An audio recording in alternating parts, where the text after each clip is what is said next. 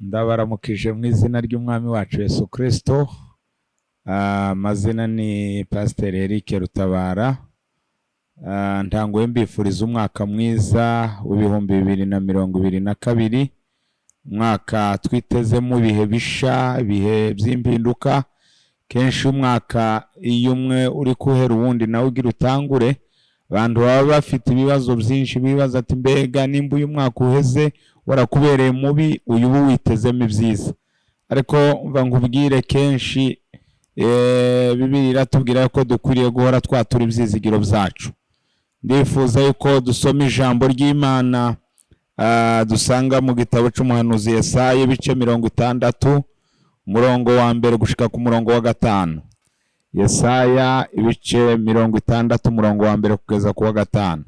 Haravuze ngo haguruka ukayangane kuko umuco wawe ushitse kandi ubwiza bw'Uhoraho bukaba bukurasiye. Kuko raba umwiza w'umuze uzotwikira isi, umwiza w'umuzitanya uzotwikira amahanga, ariko Uhoraho azokurasira kandi ubwiza bwiwe buzokubonekako. Amahanga azoza ku muco wawe n'abami bazoza kugukayangana kwawe. Unamura amaso yawe weraguze urabe, bose bakoraniye hamwe baza kuri wewe. Abahungu bawe bazoza baturutse kure, n'abakobwa bawe bazoza bateruwe mu kwaha.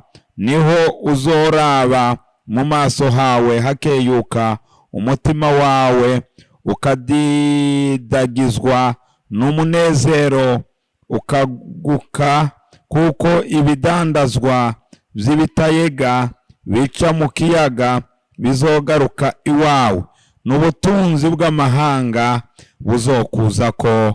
Amen. Bene data mwebwe mudukurikira, twagira tubifuriza umwaka mwiza, twisunze rino jambo ari Imana yaduhaye yuko twogenderaho no mwaka wa 2022. Uyu mwaka ni umwaka wo kurasigwa n'ubwiza bw'Uhoraho. Ubwiza bw'Uhoraho bukurasire aho uri hose. Uyu mwaka nimba uyuheze wowe warakubereye mubi, wowe warahuye n'ibibazo, ariko 2022 ndakwatuye ngutangariza ngo ubwiza bw'Uhoraho bukurasire aho wowe uri hose. Ndasenze natura ngo ubwiza bw'Uhoraho bukurasire. Ikintu cya mbere bidusaba, hatanguye avuga ngo haguruka. Ntabwo urasigwa n'ubwiza bw'Uhoraho wicaye, ariko nuko ugira uruhare rwawe ukabyuka. Bibiliya y'Ikinyarwanda iravuga ngo kanguka. Urumva ni ukuvuga gukanguka, haguruka. Urumva kugira ngo byuka. Niko Bibiliya zigiye zivuga mu buryo butandukanye, ariko ndakubwira ngo kugira ngo ubwiza bw'Uhoraho bukurasire bisaba yuko uhaguruka mwene data.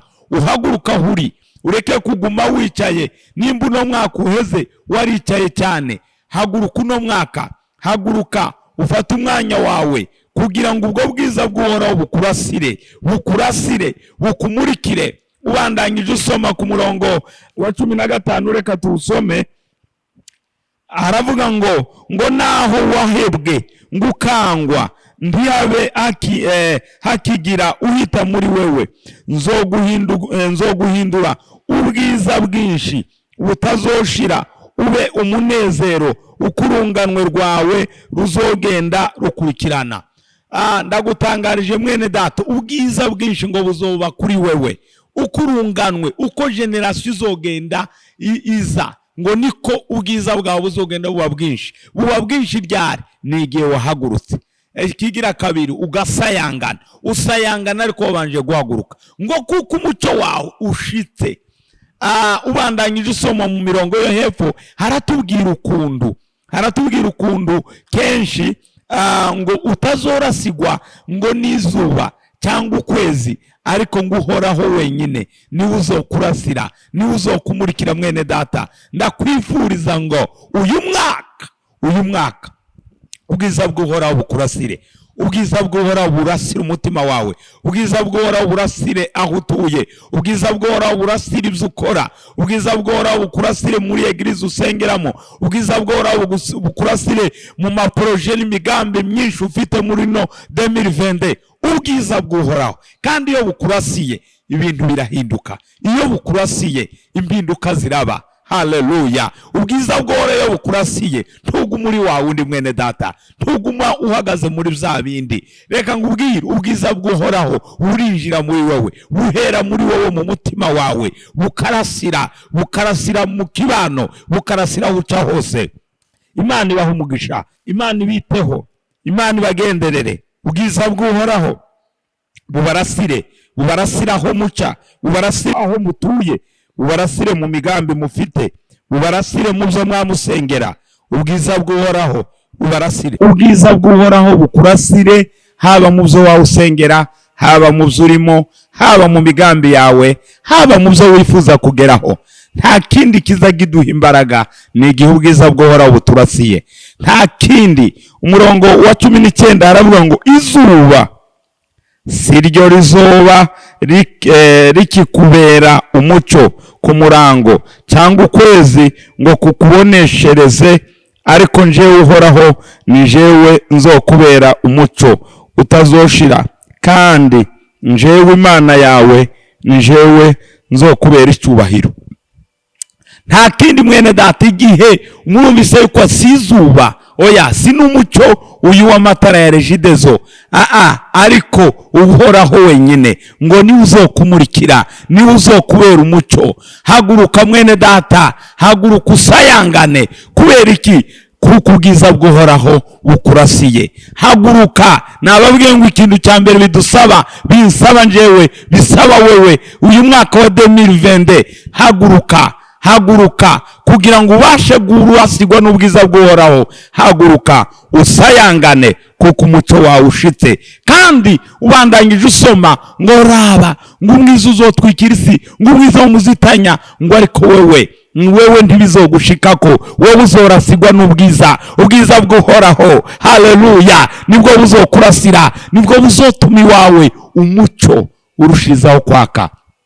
Bene data, kandi ngo nibitayega n'abarya badandaje iki, nta ijambo ry'Imana ryasize.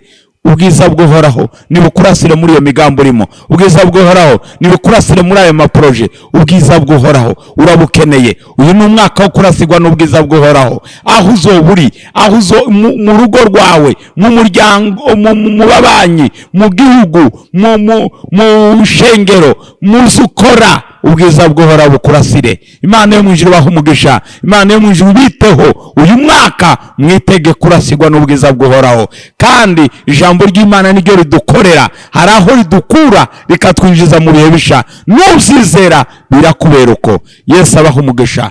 Data, ndagushimiye kuko uri Imana yacu, ndagushimiye kuko uri umunezero wacu.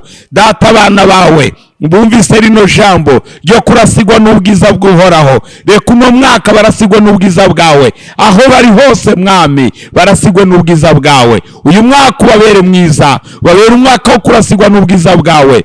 2020 turakubwiye ngo karibu, turakwakiriye, kandi uraba umwaka mwiza kuruta uyu uheze wa 2020 durangije. Uyu wo turakwakiriye, tukubwira ngo uratubera mwiza.